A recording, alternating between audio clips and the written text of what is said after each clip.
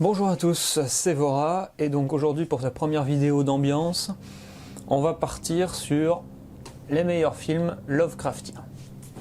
Ça fait écho, pour ceux qui connaissent un petit peu mon profil sur Sens Critique, à ma liste sur les films avec les meilleurs hommes poissons.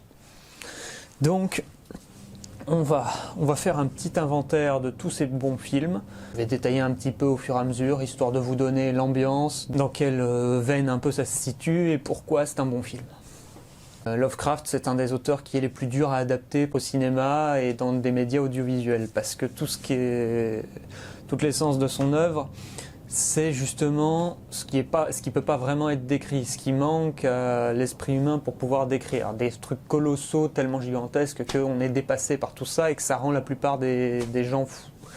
Pour le moment, je pense que ceux qui s'en sont le mieux sortis pour adapter, c'est les jeux vidéo, avec The Sinking City et mon petit Graal, Call of Cthulhu Dark Corner of the Earth, celui de 2005, qui a des graphismes immondes et qui a tout le reste de bien.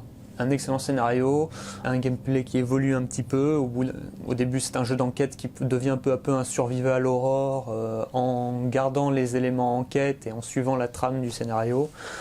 Et qui est long et qui compile plusieurs nouvelles de Lovecraft et qui le fait admirablement bien et avec une cohérence excellente. Contrairement par exemple au dernier Call of Cthulhu de 2017, qui lui est devenu une espèce de patchwork où là on voit qu'il y a plusieurs nouvelles qui sont ajoutées, sauf qu'elles cohabitent mal les unes avec les autres. C'était pas terrible du tout. Maintenant, sur le média cinéma, il y a assez peu finalement d'adaptations officielles de Lovecraft. Assez peu. Il y en a quelques-unes qui reprennent des trucs précis comme Reanimator, comme La Malédiction d'Arkham, comme certains films qui adaptent vraiment des nouvelles connues mais qui le font d'une certaine façon et qui généralement prennent de la distance. Là, on parlera aussi du cas La couleur tombée du ciel. Mais il y en a plusieurs qui ont quand même réussi à avoir un assez bon résultat. Pas forcément fidèle à Lovecraft, mais intéressant dans le rendu qu'ils en ont fait. Et on va voir ça tout de suite, du coup. On va axer ça en plusieurs parties. Il y a des films qui font hommage à Lovecraft et des films qui sont des adaptations de Lovecraft. Plus ou moins fidèles, mais adaptations dans la logique. Et on va commencer déjà par les films qui ne sont pas des adaptations officielles de Lovecraft, mais qui font vraiment écho de par leur structure et de par certains choix qu'ils font. Premier film, Hellboy de Guillermo del Toro, le premier, pas le deuxième. Même si le deuxième a quelques petits éléments, c'est vraiment des détails en comparaison du premier, où tout l'univers en fait qui entoure Hellboy est très très Lovecraftien. C'est cohérent avec les comic books qui, dans les débuts, sont sérieux, très sérieux, alors que le film est beaucoup moins sérieux. Il y a déjà une approche Marvel un petit peu en mode pulp, qui est assez mauvaise. Le problème de ce film dans Hellboy, c'est Hellboy notamment, qui fait des blagues, qui alourdit considérablement le ton du film, alors que le film a une ambiance qui est bien lourde, bien pesée. Le tueur nazi nécromancien, l'espèce de gourou de secte qui est complètement aveugle. Petit détail Lovecraftien qui a tout son sens,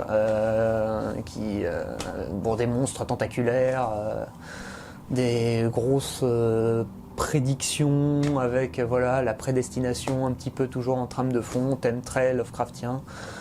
Bon, dans Hellboy, il y a à peu près tout, avec une approche un peu pulp, assez grand public, qui a son charme aussi parce qu'elle est assez facile d'accès et que surtout elle a beaucoup de pognon. Et ça, c'est un point très positif. On aime bien le pognon ici quand il sert un bon scénario et que ça nous donne des effets spéciaux qui sont tout à fait plaisants et agréables. Parce que vous verrez dans les autres films que je vais proposer, au bout d'un moment, on veut du Lovecraft, on veut de l'ambiance, mais l'ambiance, généralement, elle n'a pas forcément beaucoup de pognon pour se développer. Donc on va voir ça. Une certaine classe au niveau de la création de l'univers, de la cohérence visuelle des créatures qui font que C'est un film sympathique à voir pour s'initier un petit peu à l'univers Lovecraft voilà, sans avoir de grosses prétentions, ni dans l'horreur, ni dans l'ambiance autorisante, on va dire. Autre film qui s'inspire de Lovecraft sans l'adapter directement, c'est Dark Waters de Mariano Baeno. Et c'est un petit film italien des années 90, mais qui est conçu en fait un petit peu comme un ovni. C'est un gros film fantastique qui a pour avantage d'avoir l'ambiance, on est sur un monastère, on est dans un monastère dans une île perdue, isolée complètement, où il n'y a qu'un seul bateau qui passe toutes les semaines, voilà, il y a que dalle à part des nonnes qui se fouettent au cours d'orgies rituelles, voilà, la bonne ambiance, la bonne ambiance de la campagne. Et donc on va suivre notre héroïne, qui est une très belle femme de la ville, qui arrive pour voir sa famille. Elle a une sœur qui est religieuse dans ce couvent, sauf que voilà, elle a disparu, on ne sait pas trop ce qui se passe. Il y a un peintre qui fait des prédictions cheloues à l'intérieur.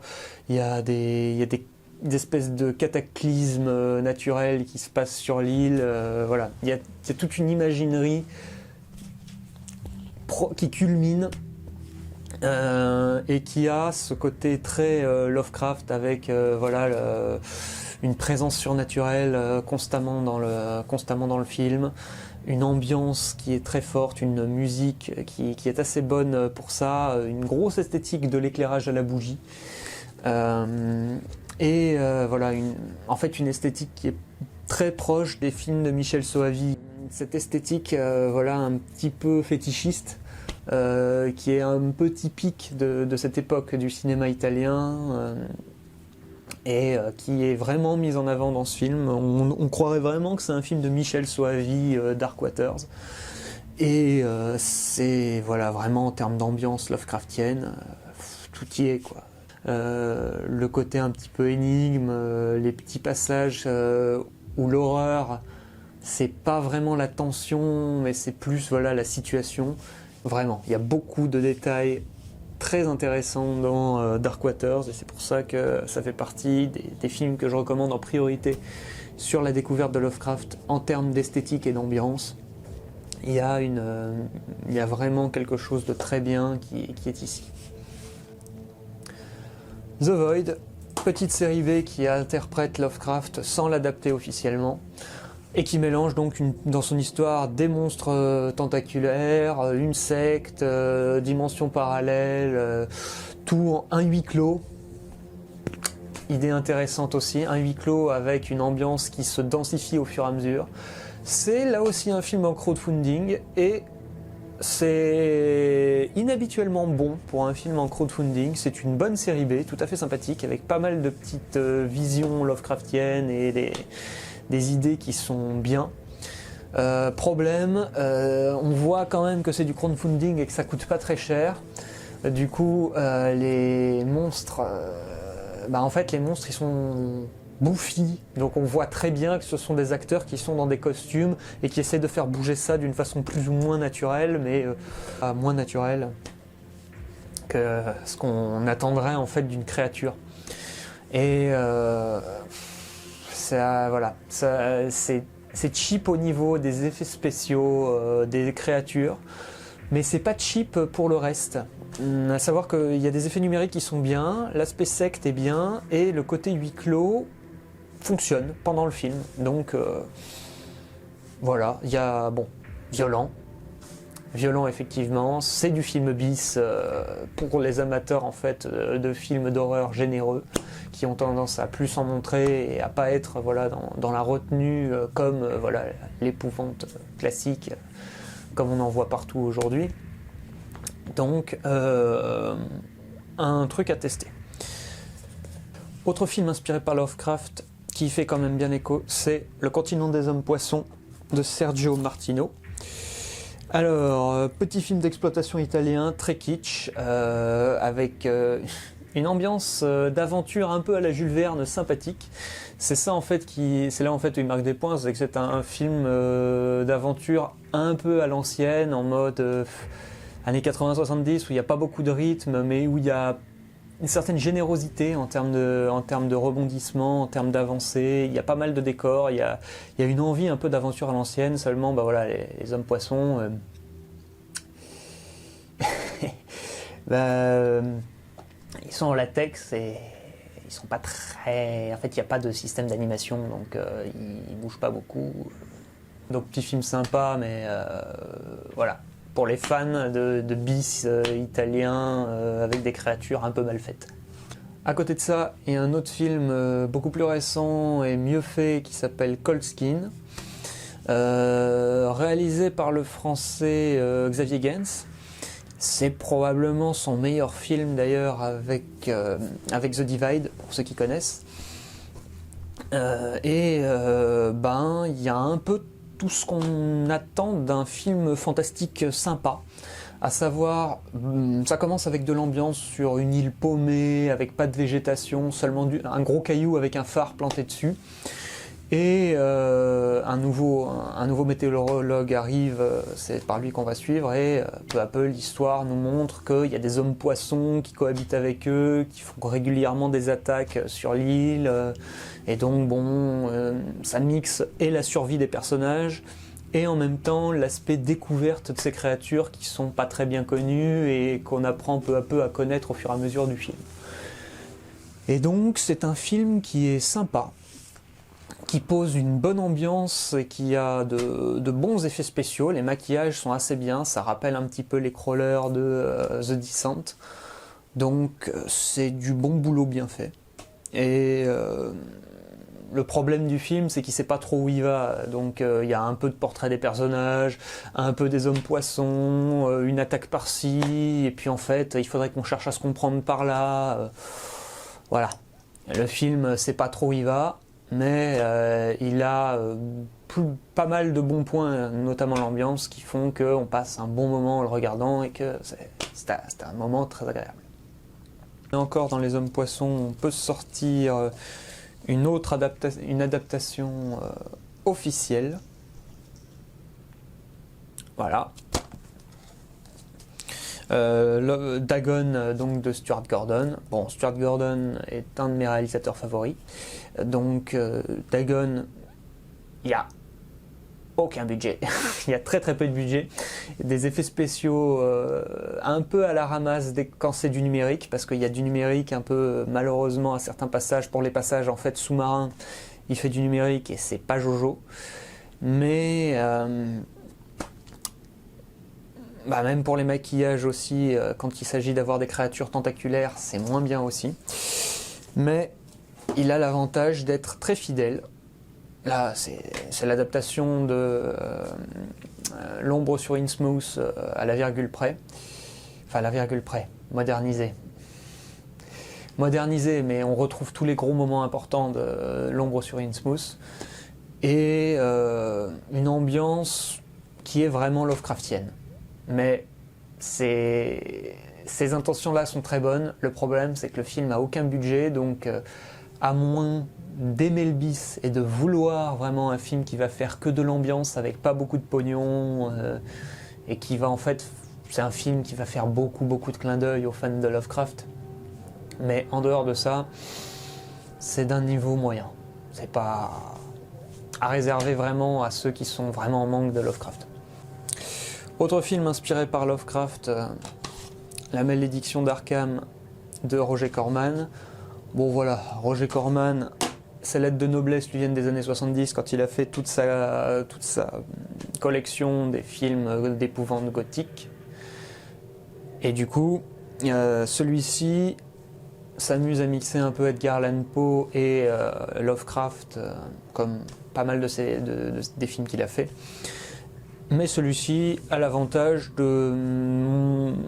d'avoir un univers, une ambiance beaucoup plus Lovecraftienne. Du manoir qui surplombe la ville, qui est toujours perdu dans la brume, des sacrifices aux dieux païens, une malédiction qui pèse sur le village et qui transforme certains de ses habitants en monstres. Voilà. tous les éléments Lovecraftiens sont là pour faire un peu d'ambiance. Et ce qui est sympathique, c'est que c'est vraiment de l'ambiance à l'ancienne, à savoir pas mal de brouillard et vraiment un jeu d'acteur très théâtral avec Vincent Price qui fait le boulot comme d'habitude avec ses mimiques et son regard de psychopathe qui font que il est génial. Ça fonctionne très très bien. Donc pour ceux qui veulent un film posé à l'ancienne, avec peu de violence et beaucoup d'ambiance, c'est typiquement ce genre de film qui est à recommander. C'est très plaisant et c'est bon pour la culture. Voilà. C'est bon pour la culture sans être trop agressif. Darkness. Autre film qui n'a rien à voir apparemment avec Lovecraft, mais qui a des liens en fait dans la façon, pour moi c'est une question de détail et de rythme, à savoir que pendant tout le film il y a des petits détails qui sont censés infuser la peur et peu à peu on prend conscience de quelque chose d'immense qui est en train d'être à l'œuvre, d'une force occulte qui est en train de faire pression pour que des événements se passent d'une certaine façon, et une fois qu'ils arrivent, il va y avoir des gens qui vont prendre cher. Donc film, là pour le coup, film d'épouvante sérieux, tendu, avec de la violence, donc beaucoup plus direct et un peu déjà l'idée que je me fais de la bonne adaptation de Lovecraft, à savoir qu'il faut suggérer l'ampleur, mais il faut montrer quand même en partie, toujours en partie. Il faut toujours montrer un peu. Et c'est ça en fait qui est intéressant avec le média cinéma et Lovecraft. C'est comment est-ce que les réalisateurs choisissent de montrer Lovecraft, parce qu'il faut donner des éléments quand même à voir. On peut plus faire un film comme Blair Witch aujourd'hui, on peut plus faire un film qui montre rien. Même ça ne fonctionnerait plus. Aujourd'hui on dirait juste « Ah c'est chiant ». Alors que même en suggérant beaucoup, on pourrait plus le faire comme ça, je pense, aujourd'hui en 2020, c'est plus possible. Et donc du coup, ce film est un bon équilibre entre suggérer beaucoup et en montrer quand même assez pour qu'on croit vraiment à la suggestion, pour appuyer la suggestion. Et donc, bon film espagnol qui est un bon exemple d'une adaptation de Lovecraft qui ne cite pas Lovecraft tout en faisant appel au même mécanisme de peur. Bon, ça c'est le passage obligé. Évidemment, quand on parle de Lovecraft, il faut citer au moins une fois ce film quand même pour montrer qu'on s'intéresse au sujet. Alors, non pas que je ne l'aime pas, parce que c'est un bon film objectivement, L'Antre de la Folie, il y a de bons acteurs, il y a une narration qui est intéressante, et il y a plein d'idées en fait intéressantes, plein de postulats qui sont intéressants. Le problème, c'est que je trouve que c'est un très mauvais film d'horreur, parce qu'il ne fait pas peur, mais je veux dire, ce film ne m'a pas particulièrement angoissé quand je l'ai découvert. L'ambiance est posée, il y a quelques jumpscares par-ci par-là au début, mais en fait, c'est pas un film qui est là pour faire peur. Pour moi, c'est vraiment un film bis qui se rapproche d'ailleurs, comme c'est un mélange entre Lovecraft et Stephen King, et ça se rapproche un peu plus de Stephen King, je trouve dans les ingrédients, parce que bon, la ville maudite, avec tous ces trucs bizarres et très différents, et pas particulièrement Lovecraft, justement, les chiens, les beaufs paysans, c'est un peu Lovecraft, mais ça me fait plus penser à Stephen King et à l'imaginerie de Stephen King. C'est une esthétique qui est beaucoup plus proche de Stephen King, de la bisserie Stephen King à laquelle on est un peu habitué, que Lovecraft, qui est plus dans la retenue de style. Et comme le film n'est pas vraiment dans la retenue, c'est plus un film intellectuellement qui est proche de Lovecraft, avec son approche, si tout le monde est fou, est-ce que celui qui est saint d'esprit, c'est lui le fou? Voilà, c'est ça, et l'aspect, l'œuvre qui dépasse l'auteur et qui se met à peu envahir tout le monde entier, l'œuvre qui dépasse son auteur.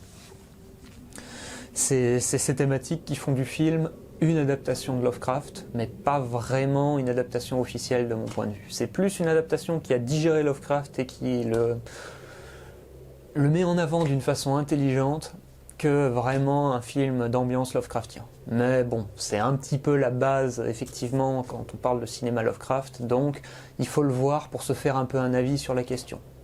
Personnellement, j'ai nettement préféré le petit remake que John Carpenter a fait de son Antre de la Folie avec Cigarette Burns, le segment de l'anthologie des Masters of Horror, qui lui, pour le coup, s'adapte vraiment au cinéma et a un discours sur le cinéma qui me plaît. J'aime beaucoup ce qui est développé dans le film, cette histoire de film qui rend les gens qui le regardent complètement fous, qui les transforme en fous meurtriers, et cette folie qui se contamine peu à peu aux gens qui cherchent ce film et qu'on retrouve donc dans le film lui-même.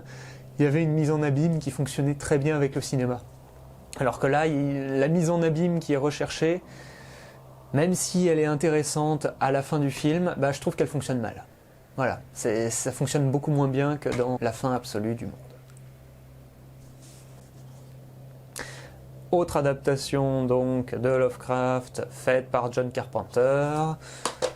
Alors nous avons ici le remake et derrière l'original de Carpenter. Donc, alors ces deux adaptations sont très éloignées de la nouvelle qui est celle des Montagnes Hallucinées, mais il y a une petite peur, effectivement. Le côté paranoïa est intéressant dans les deux films et nous donne petit aperçu de ce que ça peut être petit aperçu de la folie Lovecraftienne qu'il peut aussi y avoir dans les nouvelles et ici dans les films. Pour donner un petit mot vite fait sur ces deux films, bon, le premier est très bien, voilà, classique, vous l'avez déjà vu, vous le connaissez. Le deuxième est pas trop mal, de mon point de vue, il garde une certaine ambiance. Le projet du film est purement commercial, ça c'est un problème, mais même s'il est purement commercial, c'est pas une trop mauvaise copie. Les effets spéciaux en tout numérique perdent le charme des maquillages, mais ont cet aspect un petit peu plus brutal, qui un petit peu plus vif en fait. La créature bouge plus, elle est un peu plus agressive, et donc du coup, en termes de menace, je trouve que ça fonctionne bien. Je trouve que ça fonctionne assez bien, mais pas beaucoup d'intérêt au-delà du premier. Donc si vous avez aimé le premier, vous pouvez voir le deuxième, vous ne devriez pas être trop déçus.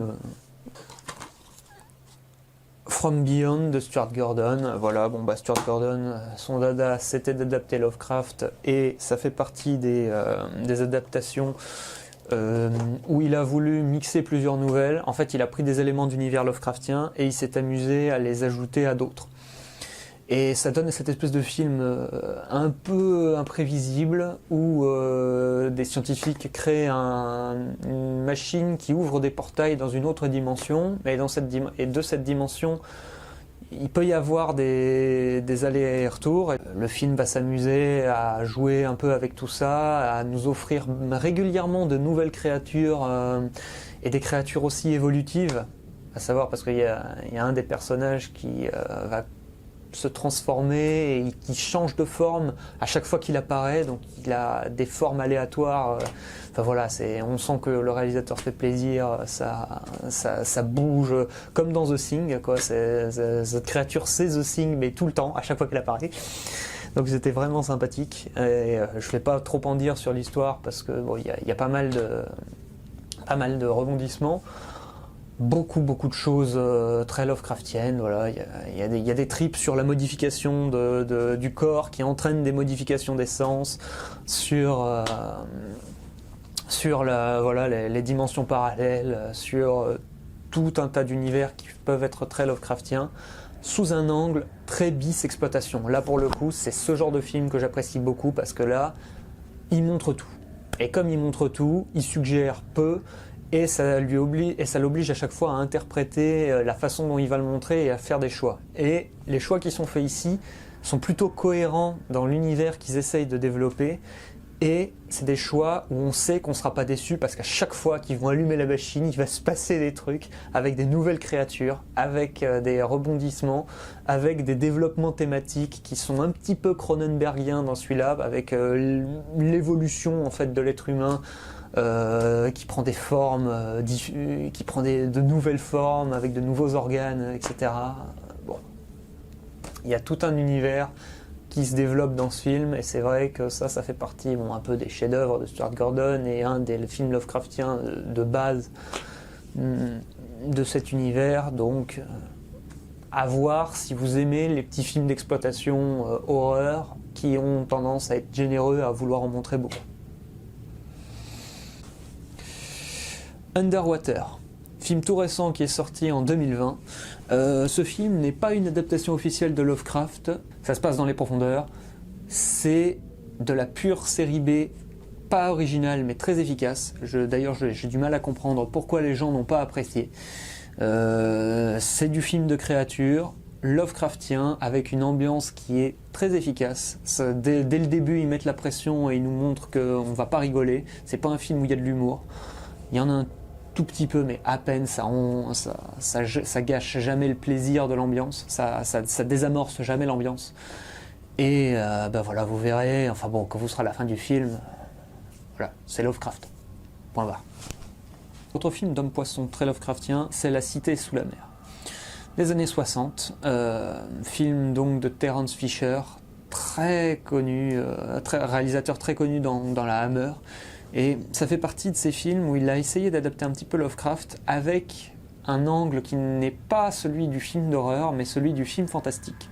À savoir que on découvre assez vite l'existence d'hommes-poissons et l'existence d'une ville sous-marine bâtie à proximité d'un volcan pour des questions de chaleur, et où on va retrouver Vincent Price qui va nous expliquer comment est-ce qu'il est en train de bâtir sa civilisation avec des hommes-poissons, avec une civilisation disparue, etc. Et donc bon, sans aucune violence, c'est le Lovecraft soft, avec sans violence, mais où on découvre en fait un univers à base de créatures marines et de cultes anciens qui font que on a une ambiance Lovecraftienne posée très en fait à l'ancienne, axée sur des détails et une certaine générosité qui ne va pas chercher dans le rythme mais qui va vraiment chercher dans l'ambiance. Donc très bon divertissement à l'ancienne pour ceux qui aiment les films de ces époques-là, des années 60, 70, qui ont un rythme lent mais qui sont assez bien faits, dans toute la noblesse en fait des grands films classiques. Bon, nouveau film d'horreur italien qui adapte un petit peu Lovecraft, avec ici un côté davantage, on va dire un petit peu religieux, puisque ça parle de l'enfer. En fait, il adapte Lovecraft à une mythologie qui serait plus chrétienne, qui a tendance à manipuler plus les symboles religieux chrétiens, avec l'enfer tout simplement, et l'existence de certains lieux, c'est avec des symboles alchimiques aussi, des lieux qui donnent accès en certaines parties à l'enfer et autour desquels il se passe des événements bizarres. Donc film totalement d'ambiance, vraiment à l'ancienne, avec une énorme générosité. C'est vrai que c'est rare de voir un film où on a des concepts d'horreur qui sont développés au fur et à mesure des scènes, mais où tu as plusieurs concepts qui se sont développés en même temps, et où du coup, d'une scène à l'autre, on change de lieu, mais ça coupe pas le rythme, parce qu'on était dans un certain rythme qui est un peu en croissance pendant tout le film, jusque dans un grand final où on a une invasion de zombies et des spectres qui se lèvent, et du fantastique qui commence à arriver, qui tourne autour des visions en fait infernales d'un artiste qui faisait un peu d'alchimie, tout un tas de concepts qui font écho à Lovecraft sans en être une adaptation directe, et qui donnent un film d'une générosité encore une fois incroyable. Alors, à voir en version non censurée, mais c'est gore. C'est très gore. Lucio Fulci, qui réalise le film, est un habitué des productions gore. Il aime beaucoup faire du gore poétique, symbolique, à savoir que c'est l'ambiance. Dans les films gore, généralement, c'est les effets spéciaux qui sont importants, et le nombre d'effets spéciaux, et leur qualité, etc. Ici, il ajoute ça, l'ambiance, et il veut vraiment privilégier l'ambiance. Le gore est toujours au service de l'ambiance. Ça conclut des petits climax, et des climax qui s'ajoutent encore après aux autres. Et c'est ça aussi qui est bien avec ce film, c'est qu'il y a des situations qui commencent, ah, le personnage meurt, ah, on se dit que c'est fini, il peut rien lui arriver de pire, tu vas voir, il se passe encore des trucs, et c'est ça qui est très agréable avec l'au-delà. C'est du film qui entretient constamment le suspense et la surprise, en étant assez généreux dans les effets, dans les choix des concepts qu'il développe, et dans l'ambiance. Et c'est ça qui rend les grandes œuvres de Fulci déjà très, très agréables, et celle-ci d'autant plus qu'elle a ce petit côté Lovecraft. Bon, évidemment, ils sont là. Nous avons la saga Reanimator, qui à la base est une adaptation qui est plus fidèle qu'on pourrait le penser. À savoir que voilà, la nouvelle de Lovecraft est évidemment ancrée dans son 19e siècle, et l'adaptation remet ça dans un contexte tout à fait moderne d'étudiants en médecine. Mais mis à part en fait ce basculement dans l'époque moderne, le film est plutôt respectueux de ce qui se passe dans la nouvelle, dans la gradation en fait des expérimentations sur l'après-vie, et il développe cette petite vision de l'après-vie qui est plutôt intéressante. En tout cas, je pense dans le premier film. Le deuxième film est un film complètement bis qui est là pour le plaisir de faire beaucoup d'effets spéciaux gore.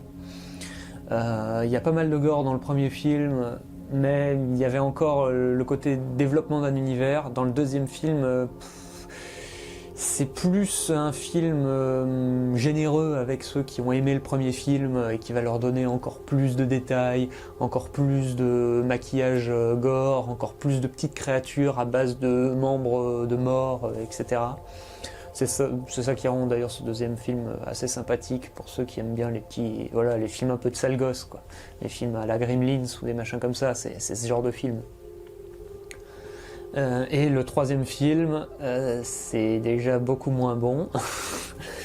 Il y a une tentative avec le transfert d'âme, thématique un petit peu religieuse chrétienne, qui vient se greffer sur ce côté très athée en fait, qui était jusqu'à maintenant dans la saga des Reanimators. À savoir que il n'y avait pas vraiment de considération d'âme religieuse, la vie était un processus chimique, mais on voyait que ça fonctionnait pas, ça transformait les gens en zombies, donc il n'y avait pas vraiment de réflexion là-dessus, mais on essayait d'axer vraiment sur une documentation du zombie, alors que là, dans le troisième, on bascule dans un espèce de grand n'importe quoi. Le film essaye des petits trucs par-ci par-là, mais bon, ça devient plus vraiment un film de Brian Yuzna qui tente de faire des petits trucs gore et d'être généreux, plus qu'un film Lovecraftien. À voir si vous aimez la saga Reanimator, si vous aimez le bis, mais à part ça, c'est pas vraiment la peine. On va aussi parler des 3 films qui sont adaptés de La couleur tombée du ciel, à savoir un des segments de Creepshow, Die Farbe, petit film allemand des années de 2010, et The Color Out of Space avec notre égérie Nicolas Cage. Bon, eh bien déjà, c'est adapté de la nouvelle La couleur tombée du ciel de Lovecraft, qui est assez courte et d'un intérêt discutable. C'est une nouvelle qui est un petit peu, en fait, qui contient des choses, mais qui en montre pas énormément, encore une fois. Bon, il y a une petite idée, mais c'est assez maigre. C'est assez maigre comme nouvelle. Ça a été très étoffé avec l'adaptation en manga de Gutanabe. Donc je vous invite à vraiment découvrir les mangas de Gutanabe qui sont les adaptations officielles de Lovecraft en manga. Bon, c'est les meilleures adaptations sur le format papier de Lovecraft, autres que Lovecraft. Et du coup, pour La couleur tombée du ciel, ça a d'abord été adapté sous forme d'un petit segment, ce qui était plutôt adapté dans Creepshow. C'est le segment avec Stephen King qui joue un demeuré chez qui un météore tombe et qui se met à, à vouloir le conserver, etc. À vouloir le conserver, à vouloir le vendre, etc. Seulement, voilà, ça se passe pas comme prévu et peu à peu, il y a des modifications qui font que tout va pas se passer comme prévu et qu'il va peu à peu se retrouver contaminé lui aussi par le météore, voilà, par l'histoire du météore. Bon, c'est pas terrible. La première adaptation est vraiment pas terrible. La faute à Stephen King qui n'est pas un bon acteur, qui en fait des tonnes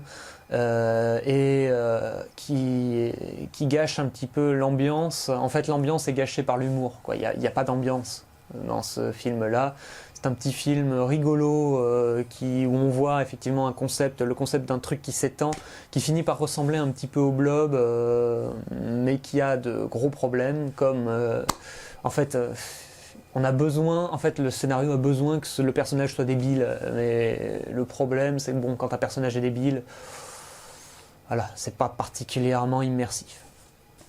C'est beaucoup mieux dans Die Farbe, qui pour moi est la bonne adaptation de Lovecraft. À savoir que c'est un film allemand qui la joue totalement ambiance. Il est en noir et blanc en 2010. Et il fait le choix en fait d'être en noir et blanc pour ne présenter que certains petits détails qui vont être en couleur et qui vont en fait, c'est ça qui correspond en fait au titre La couleur tombée du ciel. Il va faire le postulat que tout est vu en noir et blanc pour avoir un petit côté film d'époque, mais il va, grâce à ça lui permet d'avoir ce petit côté hauteur, couleur qui coûte pas cher parce que c'est un film vraiment fauché. C'est d'ailleurs un film qui a été crowdfundé et pour ce résultat en termes d'ambiance c'est pas mal du tout. Il a tendance à filmer rien, il filme des arbres qui bougent dans le vent, des petits trucs avec un détail qui a été modifié en effet spécial. Et ça marche plutôt bien. En fait, pour peu qu'on ait envie vraiment d'avoir de l'ambiance, qu'on veuille de l'ambiance austère, avec peu de détails, mais un sérieux qui fonctionne, c'est le film qui fonctionne bien. Puis ensuite on a The Color Out of Space avec Nicolas Cage, donc sorti en 2020. Le film n'est pas aussi mauvais que les gens le disent. Le film a une très mauvaise réputation et je pense que ça c'est la faute à Mandy, parce que Mandy a relancé un petit peu ce côté bis avec Nicolas Cage, a lancé ce côté bis Nicolas Cage, mais Mandy est un film surestimé. On s'attendait au nouveau Mandy avec La couleur tombée du ciel et c'était pas du tout le cas. D'ailleurs Nicolas Cage je ne joue pas mal dedans, c'est bien. Je veux dire, il joue bien, donc c'était quand même, il y a un progrès depuis Mandy, parce que Mandy il y avait des moments c'était pas possible. Et donc bon film quand même, bon film bis, très très généreux, beaucoup d'effets spéciaux et un certain budget qui fait plaisir. C'est ça qui est bien, c'est que les effets spéciaux et l'esthétique du film sont assez travaillés.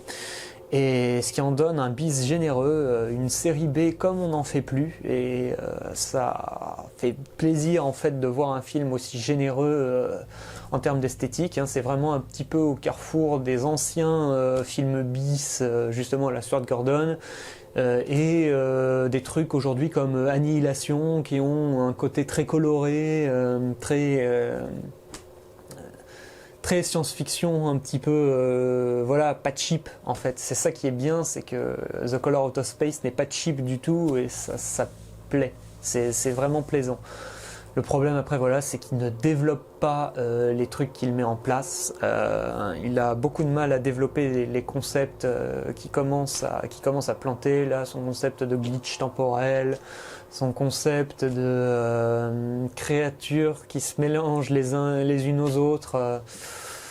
c'est pas développé et ça pose un petit peu problème. Il y a beaucoup d'idées variées qui feraient de ce film un bon film bis si il allait jusqu'au bout à chaque fois, mais il va pas jusqu'au bout et malheureusement il y a régulièrement des moments où il préfère finir un sujet pour continuer un petit peu les autres, mais il va pas les continuer beaucoup. C'est un peu dommage. Ce film c'est plus du gâchis, mais du gâchis avec du pognon, donc ça fait quand même plaisir. On aime bien. Et on finit enfin sur mon chouchou, Necronomicon, qui est un film à sketch de plusieurs réalisateurs, dont Christophe Gans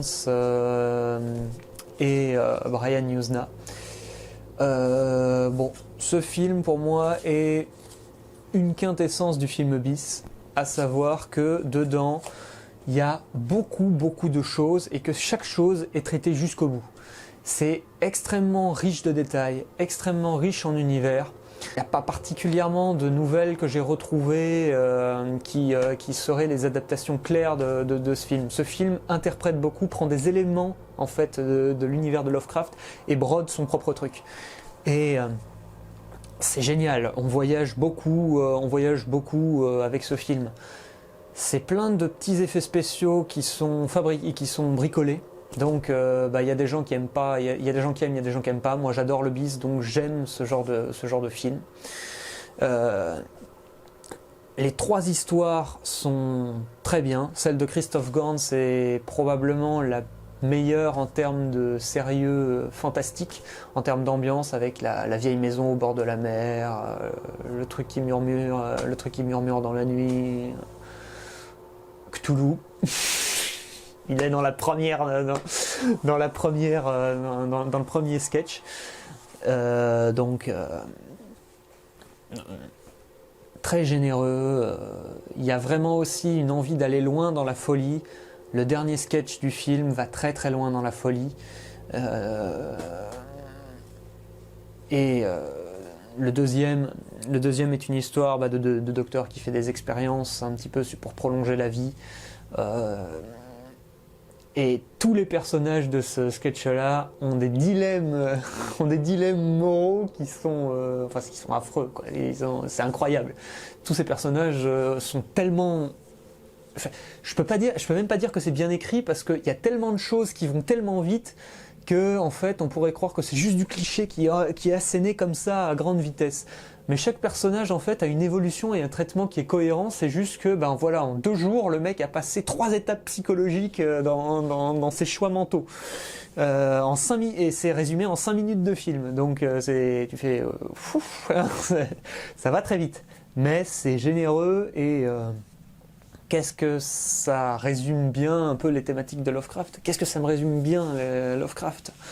C'est vraiment un condensé de Lovecraft qui va loin, qui laisse tomber l'horreur Lovecraftienne pour essayer d'en montrer le plus possible, et ça fonctionne vraiment bien pour le coup. Donc je vous invite à découvrir ça et à voir ça si vous êtes intéressé par le cinéma bis, encore une fois, généreux, qui aime plus montrer que suggérer. Autre petit cas à noter, même si c'est un moyen métrage que je recommande pas particulièrement, c'est Call of Cthulhu des années 2000, tourné en noir et blanc, avec assez peu de moyens, mais c'est un film allemand qui a été tourné en mode théâtre, cinéma des années 20 et décor en théâtre en fait, décor un peu surréaliste à la Caligari, vous voyez. C'est avec de grands décors en carton dans lesquels sont incrustés les acteurs, etc. à la fin.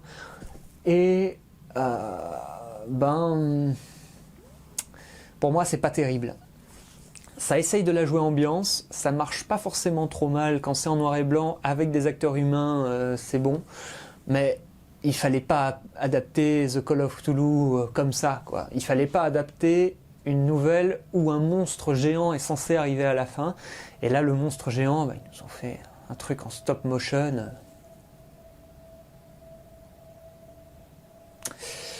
Ça ne marche pas du tout. Ça marche absolument pas. Et comme ça marche pas, forcément, voilà, le film en prend un coup. Donc, je ne conseille pas de voir ça, mais ça fait partie des petites curiosités sur Lovecraft que vous pouvez tenter. Voilà. S'il faut regarder un film en noir et blanc sur Lovecraft qui n'a pas coûté cher, préféré Di Farbeux, c'est un de ceux qui en montre le moins et qui du coup se compromet le moins avec de mauvais effets spéciaux. Tant que j'y suis, j'en profite pour caser 2 autres petits films qui sont intéressants. Le premier, c'est Résidus, une petite série B de 2017 qui est sortie comme ça en catimini. C'est un film qui est Lovecraftien parce qu'il tourne autour d'un livre et que la structure du film est clairement basée en forme de gradation et d'énigme. À savoir que c'est un livre qui tue ceux qui le lisent au fur et à mesure qu'ils progressent dans le bouquin, et plus ils progressent, plus ils ont des éléments pour comprendre comment le livre fonctionne, puisque c'est un livre qui clairement peut faire apparaître des créatures, a des pouvoirs cachés, mais le livre a lui-même une conscience et a un espèce de cheminement. Il a une logique qu'il faut réussir à comprendre. Et donc c'est un film qui fonctionne très bien pendant qu'on le regarde, parce que direct on sent qu'il y a un peu de mystère, il y a un petit peu de suspense, il y a plusieurs personnes qui essayent de s'approprier le livre avec des buts divers, donc il y a un univers, on va dire, assez riche en termes de personnages et de possibilités. Le petit problème du film, c'est qu'au fur et à mesure qu'il évolue, il s'enlève peu à peu des pistes, et celle qui reste à la fin, c'est pas vraiment celle qu'on attendait, et surtout en termes d'ampleur, c'est pas terrible malheureusement. Ils choisissent un angle émotionnel au lieu de choisir un angle spectaculaire. Et c'est intéressant, mais c'est pas du tout ce qu'on attendait, et conclure en fait sur un climax qui n'est pas un climax de possibilités, de pouvoir, c'est pas un climax tel que le film commençait, c'est un peu dommage. C'est ça qui est un petit peu agaçant avec Résidus, c'est qu'on reste sur notre faim quand on termine le film, mais il y a eu un savoir-faire développé pendant tout le film qui mérite quand même le coup d'œil et de découvrir le film. Le deuxième film, c'est La Maison de l'horreur. Donc, celui de William Malone, et celui-ci est un mauvais film. Un mauvais film avec 5-6 minutes de Lovecraft pur jus à l'intérieur. C'est ça en fait le film qu'on aurait aimé voir. Donc, si vous voulez voir un bon film, un film qui aurait pu être un bon film Lovecraftien, mais qui s'est foiré lamentablement et qui termine très mal, avec tous les poncifs et tous les clichés de l'horreur des années 90, une décennie où il n'y a pas beaucoup de bons films d'horreur, puisqu'on faisait surtout des films fun. Donc, film pas terrible du tout, mais avec dedans des courts passages qui ont une ambiance Lovecraftienne incroyable. Donc, vous pouvez tester ça. Si vous voulez voir un bon film de William Malone, c'est probablement Terreur.com, qui est, de ceux que j'ai vus de ce réalisateur, son meilleur film. On aimerait maintenant que Guillermo del Toro relance son projet des Montagnes Hallucinées. Il y a une grosse exploitation de Lovecraft ces temps-ci dans tous les médias, et les séries commencent à s'y mettre. On va faire une parenthèse vite fait sur Lovecraft Country. Mais comme on est dans une Lovecraft mania, on devrait voir d'autant plus d'adaptations qui vont arriver, et ça va être intéressant de voir ce qu'elles auront à proposer. Pour le petit aparté sur Lovecraft Country, j'ai pas du tout aimé. Et pourquoi que j'ai pas aimé? Parce que ça racole sur Lovecraft, ça veut exploiter Lovecraft, ça reprend un peu des monstres de l'imaginaire de Lovecraft, mais c'est pas du tout le but de la série. Le but de la série, c'est pas de rendre hommage. Déjà dès le premier épisode, ils te font la morale sur Lovecraft, sur oh c'était quand même un gros raciste. Ils parlent pas de Lovecraft directement, ils parlent d'un auteur de comic book, mais qui avait fait des choses pas claires avec le racisme et tout ça. Et bon, la plupart des gens retiennent les bons points, ils oublient l'intégralité et ils oublient que il faut prendre les auteurs en tant que tout. Ouais, on a compris le message, mais bon, tu viens racoler Lovecraft, tu viens racoler auprès des fans de Lovecraft en voulant leur faire la morale sur leur auteur et en disant que toi donc tu es mieux, hein, puisque toi tu as une morale, sauf que ta morale, c'est des clichés d'antiracisme qui s'accumulent les uns avec les autres et où l'univers en fait de Lovecraft, ce côté peur et tout ça est parasité en fait par cet objectif moral qui empêche tout simplement à l'horreur de se développer, parce qu'on se dit que dès qu'en entrant que c'est morale progressiste, donc c'est ça la morale et c'est ça le message de la série, et c'est ça à chaque épisode tu reprends une couche. Voilà. Moi, j'attends d'être diverti, j'ai rien contre un peu de politique ou un peu de moralité du moment que c'est bien fait, que c'est cohérent avec le sujet et que ça va pas poser de problème. En fait, et que ça va pas en fait prendre, quand je dis que ça va pas poser de problème, que ça va pas prendre le pas sur l'œuvre, quoi, que en fait, ils font pas une œuvre pour nous donner un message politique, parce qu'à ce moment-là, il vaudrait mieux nous donner le message politique tout de suite et laisser tomber l'œuvre, laisser ça à des gens qui ont envie de divertir et de faire plaisir à leur public. Voilà, Lovecraft Country, non, ça n'est pas bien, ça n'est pas bien du tout, parce que c'est une très mauvaise adaptation de Lovecraft qui ne veut pas être fidèle et qui même chie un peu sur l'univers en disant que les créateurs racistes, attention, sans faire l'effort en fait d'être efficace sur l'horreur et sur l'univers qu'il est en train de développer. Voilà, ça n'a pas, voilà. Il y a d'autres séries un petit peu plus Lovecraftiennes comme Marianne, que je vous recommande davantage. Il y a un peu plus d'ambiance déjà à ce niveau-là aussi. C'est quand même mieux. C'est quand même mieux là-dessus. Donc voilà, regardez Marianne plutôt que Lovecraft Country si vous êtes en manque de Lovecraft et que vous voulez une œuvre qui développe un peu. Ce sera quand même un peu moins insultant pour l'intelligence du spectateur. Sauf si vous aimez les tracts progressistes, là, allez-y à fond, mais...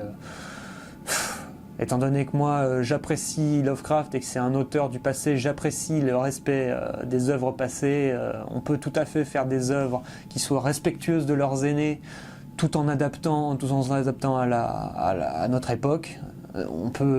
C'est pas difficile par exemple de prendre une nouvelle de Lovecraft, d'enlever les côtés qui sont un petit peu racistes tout en gardant la structure intègre et l'ambiance, mais c'est pas là l'idée, c'est pas ça, c'est de faire dans Lovecraft Country, c'est de faire la morale.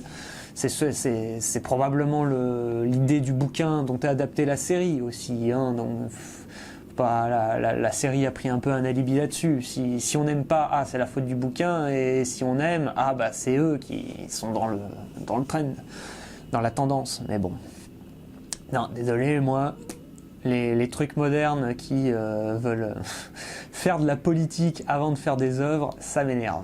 Voilà, donc je prends pas ça. Je passe mon tour. Voilà pour ce petit horizon Lovecraftien. C'est une grosse vidéo, j'ai parlé pas mal sur beaucoup de films différents. Il y a sûrement des films qui font écho à Lovecraft que j'ai dû oublier. Au niveau des adaptations officielles, je crois qu'on en a fait à peu près le tour en tout cas. Il y a des machins comme l'abomination de Dunwich ou d'autres, Roger Corman par exemple. Il y en a d'autres, effectivement, on pourrait un petit peu développer. Mais en termes de Lovecraft, je trouve qu'ils sont moins représentatifs vraiment de Lovecraft. C'est pas... Même s'il y a des détails, encore une fois, qui font écho, des allusions, c'est pas terrible. Et puis il y a d'autres films aussi là dont je suis en train de repenser, par exemple au nouveau Castle Freak de 2020 qui est immonde, c'est une horreur. Je suis un fan de Stuart Gordon, j'aime beaucoup la vieille version de Castle Freak qui avait un angle psychologique inattendu pour son monstre qui était intéressant. Dans celui-ci, même si il n'y a plus de psychologie, il y a plus vraiment de psychologie, c'est plus de l'hommage à l'ancien que de la psychologie, vraiment. Il n'y a pas beaucoup d'efforts à ce niveau-là. Puis bon, c'est encore un film avec des jeunes qui arrivent dans un manoir, qui font n'importe quoi, et puis après ça part un peu en couille, et à la fin, heureusement, il commence à y avoir de Lovecraft, et quand je dis heureusement, c'est parce que déjà c'est pour dissiper l'ennui, mais même dans l'ennui, les effets spéciaux sont pas beaux, c'est pas très inspiré, et encore une fois, c'est un film qui lance son climax, et qui s'arrête au milieu du climax, et là, c'est la fin, il va pas au bout. Encore une fois, c'est un film qui va pas au bout, et c'est très agaçant. Donc tous ces petits films là, il y aurait peut-être des petites choses à dire, mais c'est plus à mentionner que vraiment à découvrir de mon point de vue. C'est vraiment de la curiosité qui mérite pas en fait d'être vraiment abordée, parce que c'est pas de très bonne qualité, quoi. Et puis bon, là c'est Castle Freak, c'est un opportunisme. C'est un opportunisme total, quoi. On est là parce que Stuart Gordon vient de mourir, qu'on est dans la Lovecraft Mania, et du coup, bah allez, il y a du pognon à prendre. Mais bon, c'est Charles Band. On connaît bien Charles Band. Il est habitué de ce genre de choses, et puis bon, la qualité des films de Charles Band. J'ai Ginger Dunman. J'ai le petit homme pain d'épices quelque part dans ma DVD, mais bon, c'est pas, voilà, c'est pas pour ça que j'en parlerai, quoi. Je suis pas allé vraiment en profondeur, mais du coup, ça vous donne un petit peu une idée de ce que ça va être. C'est du passage en revue, et quand il y a des trucs qui me semblent intéressants à dire, je les dis. Et j'essaye d'être vachement synthétique sur les analyses. Donc, j'espère que ça vous a plu pour la première vidéo. Encore une fois, si vous avez des suggestions, faites-en dans les commentaires. On verra si je pourrais en mettre dans de prochaines vidéos sur les films d'ambiance, parce que mon but c'est de défricher en fait assez vite tout un univers, en fait tout un panel de différentes ambiances pour parler de plein de films différents et faire des petites catégories et des petits classements sans rentrer trop dans l'analyse et les détails, qui sont des choses intéressantes mais où j'ai moins le temps. Voilà, j'ai moins le temps de mon côté. Donc on verra un petit peu, il y aura d'autres formats sûrement qui vont venir enrichir la chaîne petit à petit. D'ici là, j'espère que ça vous a plu, et bon visionnage, et continuez à vous cultiver sur Internet. Allez, à bientôt.